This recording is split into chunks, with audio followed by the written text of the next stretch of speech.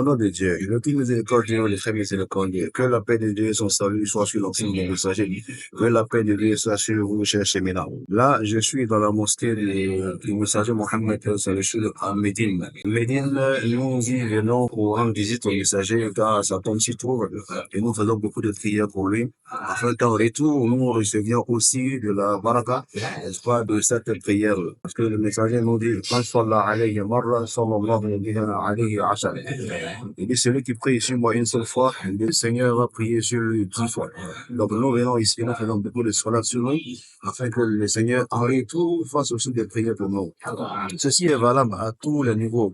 Que vous soyez à la Mecque, en Médine, que vous soyez à Abidjan, Paris, quelque chose où vous trouvez. Tant que vous faites la salat, le message de Mohammed, salut sur lui, cette prière-là lui sera pareillement faite. Et les récompenses en seront énormes. Par la grâce de Dieu, le mois de Dhul Hijjah est apparu. Le mois de Dhul Hijjah est le mois au cours duquel le Hajj est effectué. Ce mois est très important parce que le Seigneur nous l'a dit dans le Coran, dans la sourate 9, verset 39. Inna iddata shuhur inda Allah isnata ashara yawma khalaqa as-samawati wal arda minha arba'atun hurum. Il dit qu'auprès de Dieu, il y a 12 mois. Et parmi ces 12 mois, il y a 4 mois sacrés. Et parmi ces 4 mois sacrés, il y a le mois de Dhul Hijjah. Et le messager paix salut sur nous dit, Ma min ayyamin al-amal salihu fihin ahabu ila Allah min hadhi ayyam. Il dit, il n'y a pas de jour où les œuvres sont plus aimées par Dieu que les œuvres que l'on fait dans ce mois de Dhul Hijjah, spécialement les 10 premiers jours du mois de Dhul Hijjah. Et Dieu même a juré, pas ces 10 premiers jours-là, dans la sourate 89, quand il dit Wal Fajr wa layal al-ashr. Il dit, je jure par l'aube et je jure par les 10 premiers jours du mois de Dhul Hijjah. C'est au cours de ces 10 jours-là que le Hajj va s'effectuer, Arafah aura lieu, et même la fête des Tabassi, ou l'Eid al-Akbar, ou l'Eid al-Kabir aura lieu. C'est au cours de ce mois-là que Mina aura lieu, etc. Donc, en un mot, c'est au cours de ce mois-là que Dieu va recevoir ses hôtes à la Mecque pour communier avec eux. Et dans le souci de garder cette communion de la communauté avec les pèlerins, parce qu'il y a ceux qui n'ont pas pu venir au Hajj pour des raisons d'incapacité. Il y a d'autres aussi qui ne sont pas venus parce qu'ils ne sont pas prêts. Il y a d'autres qui ne sont pas venus parce qu'ils n'ont pas eu le temps, etc. Chacun a une raison pour laquelle il n'est pas venu au Hajj. Alors, donc pour ceux qui n'ont pas pu venir au Hajj, il est recommandé de faire de bonnes actions, comme le messager l'a dit, paix sur lui. Il y a le jeûne surrogatoire qu'on peut faire. Celui qui peut jeûner ces 10 jours-là, qu'il le fasse. Mais celui qui ne peut pas, au moins le jour de Arafat, qu'il fasse le jeûne de Arafat. Ce jeûne-là permet d'expier des années de péché et ça, c'est très important. Il est également conseillé de s'abstenir de commettre de grands péchés au cours de ce mois. Lorsque les mois sacrés apparaissent, de la même manière, les bonnes actions sont multipliées. C'est comme ça aussi que les péchés sont multipliés. Donc, le musulman ou le croyant doit s'arranger à faire des efforts au cours de ce mois-là. Parce que c'est en faisant des efforts que nous arrivons au salut. Sans effort, il n'y a pas de salut. Parce qu'on ne peut pas se laisser aller, commettre les péchés comme on veut. On peut venir s'asseoir pour espérer la sainte miséricorde du Seigneur. Non, pas du tout. Le Coran lui dit, c'est pas possible. Ceux qui reçoivent la miséricorde de Dieu, ce sont ceux qui font des efforts. Donc, Inch'Allah, faisons quand même des efforts. Alors, comme je l'ai dit, c'est au cours de ce mois-là qu'il aura, n'est-ce pas, la fête de Tabaski, c'est-à-dire l'Eid al-Akbar, c'est-à-dire la fête de l'immolation. Le messager, paix salut sur lui, dit, Ma amil alami min amalin yawma nahrin أحب إلى الله من إحراق الدم فإنها لا تأتي إلى آخر الحديث. Il dit que l'action qu'un croyant peut faire ce jour-là, le jour de la Tabaski, et qui va plaire à Dieu, c'est d'immoler une bête. Il dit cette bête-là viendra le jour de la résurrection pour témoigner en sa faveur. Chaque poil témoignera et intercédera pour lui. Les cornes, les sabots, etc. Tout va venir, n'est-ce pas, intercéder pour lui. Lorsque nous immolons la bête, Dieu ne reçoit pas le sang, il ne reçoit pas la viande. Et nous l'a dit dans la sourate 22, verset 37, La yanal Allah luhumuha wala dima'uha walakin yanaluhu taqwa minkum. Il dit lorsque vous faites l'immolation, Dieu ne reçoit pas le sang et ne reçoit pas la chair. Ce qu'il reçoit de vous, c'est la piété qui vous anime au moment de faire l'acte. L'acte, c'est une commémoration de ce que notre père Abraham a fait.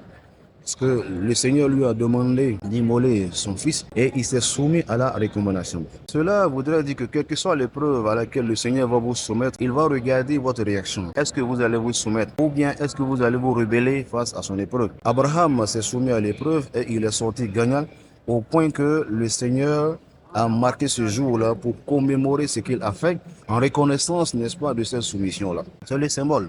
Alors donc, lorsque nous avons les moyens de faire une immolation, il est vraiment conseillé que vous le fassiez. L'immolation n'est pas une obligation, non. Celui qui n'a pas les moyens n'est pas obligé d'immoler. Même celui qui a les moyens, s'il ne veut pas immoler, il est libre. Mais seulement que vous allez perdre des mérites. Le calife Abou Bakr, lui, il n'a pas immolé. On lui a demandé pourquoi est-ce qu'il ne immolait pas. Il a dit, je ne voudrais pas que les gens pensent que c'est une obligation. Donc, il n'a pas immolé pour ne pas que les gens pensent qu'il faut aller chercher les moyens à tout prix pour faire l'immolation. Celui qui n'a pas, qui accepte la situation, c'est un savant même conseil qu'il faut alterner les années. Il y a des années on immole, il y a des années on n'immole pas, pour que les enfants puissent être éduqués à cela. De sorte que le jour où vous êtes éprouvé par les moyens financiers et que vous n'arrivez pas à le faire, les enfants n'ont aucun problème avec cela. L'immolation se fait parce que nous sommes vivants. Ceux qui sont décédés, on n'a pas besoin de faire l'immolation pour eux. C'est pas une obligation. Mais ceux qui le font pour maintenir l'unité et l'union de la famille, mais c'est une très bonne chose. Parce que il est difficile qu'on se retrouve en cours d'année. Mais si ces occasions-là, on peut les utiliser pour réunir la famille, vraiment, c'est une bonne chose. Le jour de la fête, nous allons nous rendre à la mosquée. C'est-à-dire que les fidèles vont se rendre à la mosquée. Les dispositions à prendre pour se rendre à la mosquée, ce sont des dispositions spirituelles. On va avec les takbirat, subhanallah, walhamdulillah, wa la ilaha illallah, wa akbar. Allahu Akbar, la ilaha illallah, Allahu Akbar, wa lillahi alhamd. Voilà, on fait les takbirat en allant à la mosquée.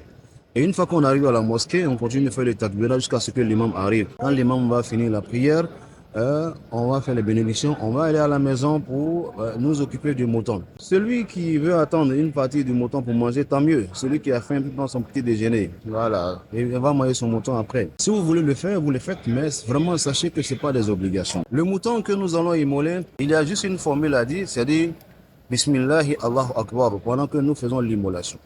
Bismillah Allahu Akbar pendant que nous faisons l'immolation.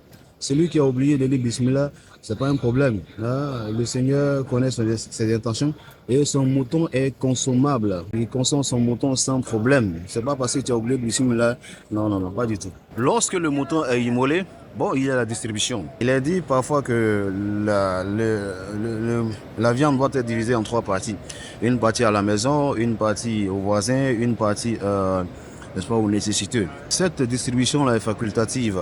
Ça veut dire si vous voulez, vous faites comme ça. Si vous voulez aussi, vous ne faites pas comme ça. Si vous voulez, vous faites un grand festin et vous invitez tout le monde vient manger. Il y a aussi la distribution traditionnelle. Cette distribution consiste à attribuer des parties à des familles ou bien à des aînés de la famille. Tout ça là, ce sont des options. Celui qui veut respecter la tradition, qu'il le fasse. Celui qui veut aussi distribuer autrement, qu'il le fasse. Les anciens avaient initié cette distribution traditionnelle là pour consolider les liens de famille et les alliances qu'ils avaient créées autour d'eux. Cela permettait à tout le monde de se retrouver dans la fête et d'être heureux et de participer pleinement à la fête. Alors donc celui qui veut perpétuer ça, il est libre de le faire. Concernant le mouton, chère madame, s'il vous plaît, c'est pas partout on vient faire parade.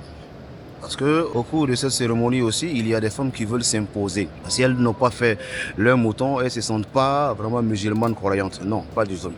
Ce que l'islam a dit, j'ai dit bien ce que l'islam dit, c'est qu'une femme mariée reste dans l'obéissance de son mari. Elle suit son mari, où son mari dépose là, elle dépose là-bas, tant que ce n'est pas la désobéissance à Dieu. Si ce sont vos émotions qui sont éprouvées, sachez que le Seigneur veut que vous ayez une bonne gestion de ces émotions-là. En cette période-là, c'est très important. Si vous avez l'argent, donnez à votre mari pour acheter le mouton de la famille si vous voulez. Mais ne venez pas vous imposer. Mais s'il vous donne la permission d'acheter votre mouton, alhamdulillah rabbil alamin. Vous avez beaucoup d'astuces. Vous savez comment arriver à amener un homme à accepter certaines choses. Donc, usez de ces astuces-là. Même si vous pouvez faire intervenir quelqu'un pour dire, vraiment l'essentiel. Même si vous pouvez faire intervenir quelqu'un afin qu'il vous permette d'acheter votre mouton et faire l'immolation, alhamdulillah, vous pouvez le faire. Mais de grâce, évitez les bras de fer parce que ça ne procure aucune bénédiction. Au contraire, le messager même l'a dit. Il a dit, s'il était possible d'ordonner à une personne de se prosterner pour une autre, on aurait demandé à la femme mariée de se prosterner pour son mari. Pourquoi? Parce que la spiritualité ne se fait pas comme on veut. Non, on n'atteint pas Dieu par les moyens qu'on veut, par les réactions que nous voulons. On atteint Dieu par la voie que Dieu nous a tracée. Et parmi ces éléments-là, il y a l'humilité. Voilà, il y a l'humilité de la femme mariée à l'égard de son mari. C'est vrai que l'homme doit respecter sa femme, mais la femme doit, n'est-ce pas, éviter ses bras de fer là pendant cette période-là. Cher monsieur, si votre épouse a les moyens, vous pouvez la libérer hein, pour lui dire, ma chérie, si tu veux faire ton mouton, tu es libre. Tu peux le faire aussi. Voilà, tout ça là va contribuer à agrémenter la relation, n'est-ce pas, entre vous. Ça va permettre à tout le monde d'être heureux et d'être, comme on appelle, hein, satisfait au cours de cette cérémonie. Et c'est important. Après le mouton, les jours qui vont suivre, après chaque prière, il faudra réciter les takbirat que vous avez récités au cours de la prière. C'est-à-dire, après chaque prière, il faut dire Allahu Akbar, La ilaha illallah, Allahu Akbar, walillahi alhamd. Allahu Akbar kabir, walhamdulillahi kathiran, wa subhanallahi bukratan wa asila, wa la ilaha illallah, Allahu Akbar, walillahi alhamd. Alors donc, il y a, n'est-ce pas, ces bénédictions-là que vous allez bien réciter hein, après chaque prière. Vous allez faire ça pendant 3 jours. Et pourquoi? Parce qu'il faut continuer à rester en communion avec ceux qui sont à Mina, ceux qui séjournent à Mina. Voilà. Parce que la dernière étape du Hajj, c'est Mina. Donc pendant qu'ils sont là-bas, ils sont en train de prier et adorer Dieu. Vous aussi, vous êtes chez vous en train de prier Dieu et adorer Dieu. Et les bénédictions que eux vont faire pour qu'ils soient exaucés, vous aussi, vous serez exaucés parce que vous serez, n'est-ce pas, dans cette même communion-là. Alors, voilà ce que je peux vous donner comme, comment on appelle, l'enseignement, afin que vous puissiez en tirer beaucoup de bénéfices et que le Seigneur nous accrète tous, et qu'il nous pardonne nos insuffisances, qu'il nous guide sur le droit chemin, qu'il nous accorde beaucoup d'années dans la santé, dans la prospérité, dans la fraternité, dans la longévité, dans la communion avec lui.